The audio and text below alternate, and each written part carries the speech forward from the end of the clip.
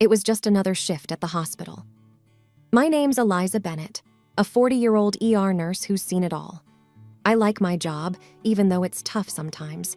The hospital's short on specialists, so I often pull double duty, working in the ER and wherever else I'm needed. Tonight, I was in the ER, same as always. My husband, Michael? Well, he's been busy building his political career, working as an assistant to the mayor.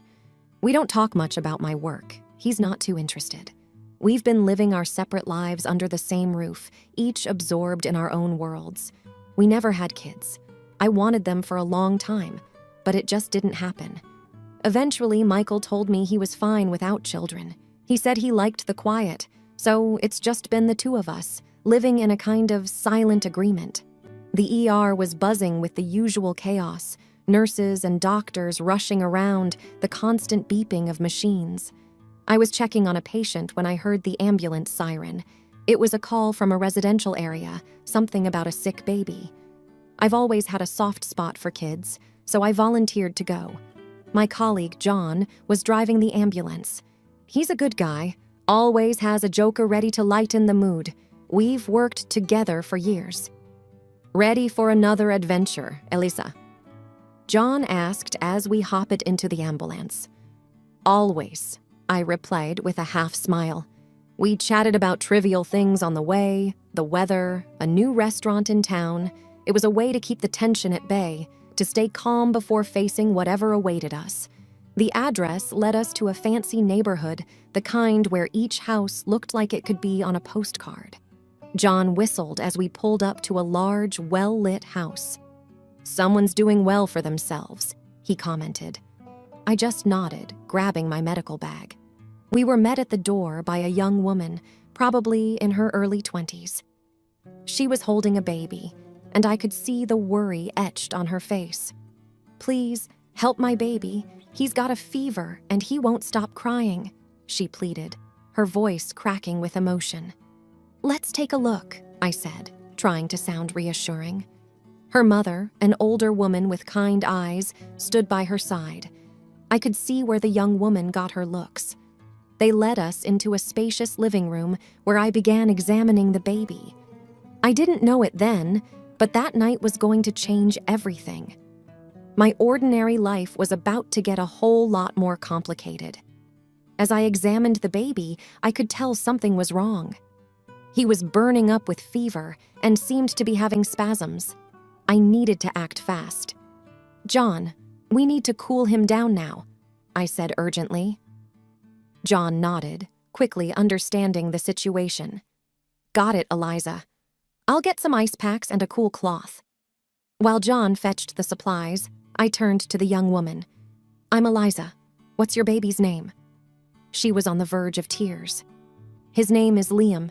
He was fine this afternoon, and then suddenly, it's okay, I said gently. We're going to take care of Liam. John came back with the ice packs and a cloth. We worked together, trying to bring down Liam's fever. The young woman, who I learned was named Sophia, and her mother watched us, anxiety written all over their faces. Is he going to be okay? Sophia's mother asked. She was trying to stay strong, but I could hear the worry in her voice. We're doing everything we can, I assured her.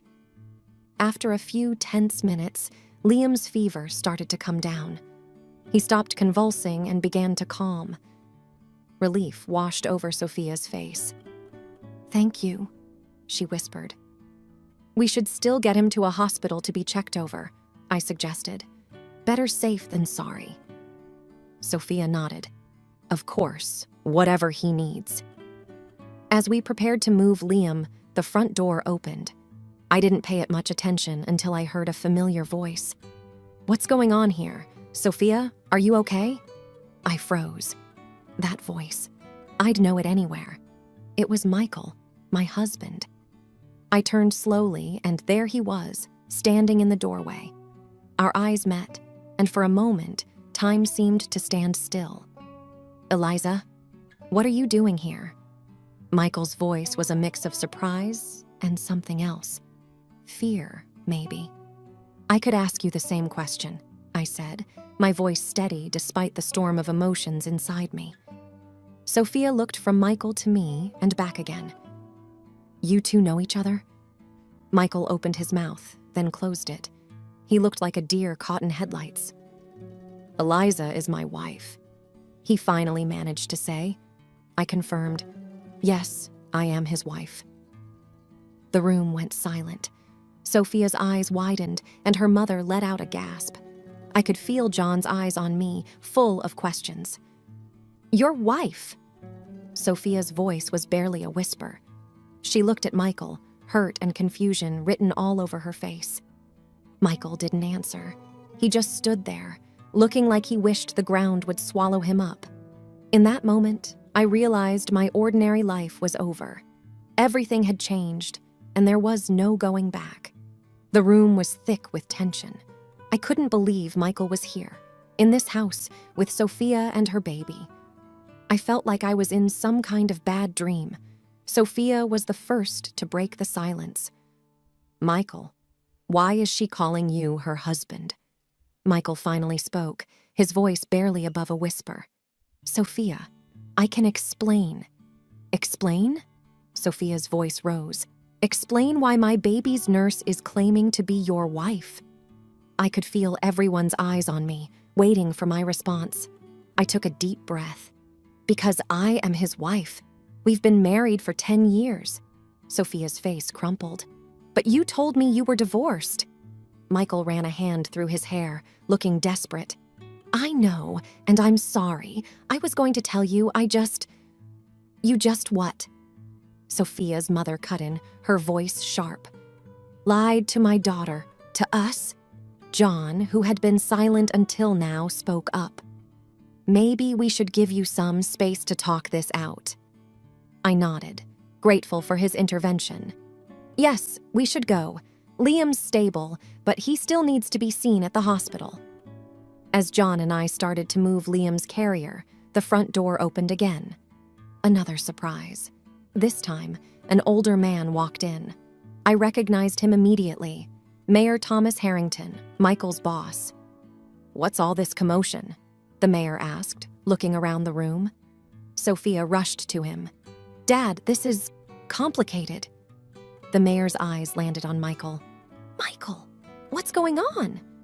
Before Michael could respond, Sophia blurted out, Michael's married, Dad, and he lied to me about it. The mayor's expression turned from confusion to anger. Married? Is this true, Michael? Michael nodded, unable to meet the mayor's gaze. Yes, sir, it's true. I could see the wheels turning in the mayor's head. And you're his wife? He asked, looking at me. Yes, I am, I confirmed. The mayor shook his head. I can't believe this. Michael, you've been working for me for over a year, and I had no idea. Michael tried to say something, but the mayor held up a hand to stop him. Save it. I need some time to process this. Sophia was crying now, her mother comforting her. The mayor looked at his daughter and granddaughter with a mixture of sadness and anger. I felt like I was watching everything from a distance. This was my life falling apart, but it felt like a scene from a TV show. As John and I finally left the house with Liam, I couldn't help but glance back. Michael was standing there looking lost. Part of me felt sorry for him, but another part of me was angry, so very angry. I had no idea what was going to happen next. All I knew was that my ordinary life was gone, replaced by something much messier and more complicated. After dropping Liam off at the hospital and making sure he was in good hands, I couldn't stop thinking about everything that had happened. I needed answers. I needed to talk to Michael. I drove home, my mind racing. When I got there, Michael's car was in the driveway. I took a deep breath and went inside. Michael was sitting at the kitchen table, looking like he hadn't moved since he got home. He looked up when I came in, his expression a mix of guilt and fear. Eliza, He started, but trailed off. I sat down across from him. I want to know everything, Michael. How long has this been going on? Why did you lie to her? To me? Michael took a deep breath. It started a year ago, at a work event. I met Sophia and we hit it off. I know I should have told her the truth, but I saw an opportunity. Opportunity? I couldn't hide the hurt in my voice. With her being the mayor's daughter, I thought... He paused, struggling to find the words. I thought it could help my career. I felt like I'd been punched in the stomach. So, our marriage, our life together, it meant nothing to you? It's not like that, Eliza. I do care about you, but I felt stuck. I thought I needed more. And a baby. Did you plan that too? My voice was rising now, anger mixing with the hurt. No, that was an accident. But when Sophia told me, I thought maybe it could all work out. I could have this new life. A new life? I couldn't believe what I was hearing. And what about our life? What about me? Michael looked down, unable to meet my eyes. I don't know. I thought maybe we could get a divorce, and it would be better for both of us. So, you were just going to leave me? After 10 years? I was going to talk to you about it. I just needed to figure things out first. I shook my head, feeling a mix of sadness and disbelief. You were going to leave me and marry her, weren't you? Michael didn't answer, but he didn't need to. I knew the truth. I can't believe this, I said, my voice barely above a whisper. I can't believe you would do this to me. I'm sorry, Eliza. I never meant to hurt you. Sorry doesn't fix this, Michael. You've lied to me, to Sophia, to everyone, and now everything's falling apart. Michael looked like he wanted to say more, but I stood up. I need some time to think, to figure out what I'm going to do. As I walked away, I could feel Michael's eyes on me, but I didn't look back. My mind was a whirlwind of emotions, but one thing was clear. Everything had changed, and there was no going back. The next few days were a blur. I went to work, but my mind was elsewhere. Michael tried to talk to me, but I couldn't deal with it. Not yet. Then, one evening, I found myself at Sophia's doorstep. I needed to talk to her, to understand her side of the story. I rang the bell, and after a moment, she opened the door. Eliza? Sophia looked surprised to see me. I think we need to talk, I said. She hesitated, but then nodded, stepping aside to let me in. We sat down in her living room, an awkward silence hanging in the air. Why are you here? Sophia finally asked. I want to understand. What did Michael tell you about us? Sophia took a deep breath. He said he was divorced, that he'd been single for a while. I had no idea about you until you showed up that night. I nodded, feeling a pang of sadness. And the baby? Liam? She looked down, tears welling in her eyes. He was a surprise. Michael said we could be a family, that he wanted to be there for us. I believed him. I could hear the pain in her voice, and despite everything, I felt sorry for her. I'm sorry, Sophia. I'm sorry he lied to both of us. She wiped her eyes. I'm sorry too. I never wanted to be part of something like this. We sat in silence for a moment, the weight of the situation pressing down on us. Did you love him? I asked, not sure if I wanted to know the answer. Sophia looked up, her expression sad. I thought I did. But now, I don't know what to believe. He lied about everything. I nodded, understanding all too well. Yeah, I get that. We talked for a while longer, sharing our stories, our confusion, our pain. It was strange, talking like this with the other woman, but it was also comforting in a way. When I left, I felt a little lighter, like I'd let go of some of the anger and hurt. It wasn't gone, not by a long shot, but it was a start. As I drove home, I thought about Michael, about our marriage, about everything that had happened. I didn't know what I was going to do, but I knew I couldn't stay in limbo forever. I needed to make a decision, for my sake and for my future. The weeks following the revelation of Michael's betrayal felt like a stormy sea, each day tossing me between waves of anger, disbelief, and an unexpected sense of liberation. As I braced myself for the legal battles ahead, the reality of the situation became crystal clear. It was me and Mayor Harrington versus Michael. The day of the trial dawned like any other, but with a weight that felt like a heavy cloud hanging over me. Walking into the courtroom, I was a mix of nerves and determination. Mayor Harrington gave me a nod of solidarity as we took our seats. The courtroom buzzed with the quiet chatter of spectators and the shuffling of papers. When Michael walked in, escorted by his lawyer, my heart raced. He avoided eye contact, but I could feel the tension between us. The trial began with the mayor's case. His lawyer presented evidence of Michael's deception, how he had lied about being divorced and manipulated Sophia, the mayor's daughter. Photographs, texts, and emails painted a clear picture of Michael's duplicity. Mayor Harrington himself took the stand, his disappointment and anger toward Michael evident in his testimony. Sophia also testified, her voice trembling as she recounted the lies Michael had fed her. Then, it was my turn. My lawyer laid out the case against Michael, highlighting his infidelity and deceit. I took the stand, my hands shaking slightly. The lawyer asked me to recount how I discovered Michael's affair and the events that followed. As a nurse, I am trained to stay calm in emergencies, I began, my voice steady. But nothing could have prepared me for the shock of finding my husband with another woman and a child he had kept hidden from me. The courtroom was silent, hanging on my every word. I spoke about our marriage, the struggles, and how Michael's ambition had slowly overshadowed our relationship. When it was Michael's turn, his defense seemed weak. His lawyer tried to downplay the situation, suggesting misunderstandings and miscommunications.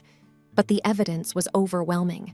Michael himself stumbled through his testimony, his excuses sounding hollow and insincere. As the trial proceeded, I felt a growing sense of empowerment.